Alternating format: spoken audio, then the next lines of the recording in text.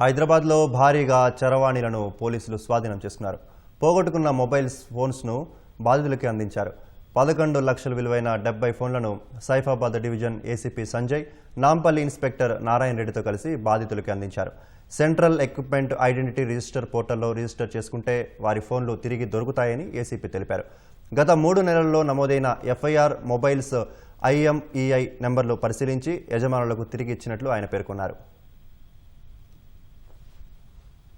Phones offence అయిన తర్వాత వేరే స్టేట్స్లోకి పోవడం వల్ల మనకి ఇక్కడ IMEI నెంబర్ ద్వారా కూడా మనకు ట్రేస్ అవుట్ కావడం లేదు. ఇంకా కొన్ని ఏంటంటే వేరే కంట్రీస్ కూడా వెళ్ళిపోతున్నాయి. కాబట్టి సెల్ ఫోన్ పోయిన తర్వాత దొరకడం అనేది మనం ప్రయత్నం చేస్తున్నాం. ఈ 70 మంది అదృష్టవంతులకు మాత్రం వాళ్ళ సెల్ ఫోన్లు దొరికినాయి. వాళ్ళందరికీ ఈరోజు ఇవ్వడం జరిగింది. ఈ 70 మందిలో 65 మంది పోయిందని అనుకున్నారు. వాళ్ళందరినీ మేము పిలిచి ఇవ్వడం జరిగింది. అంటే మా టీము అలా పనిచేస్తుంది.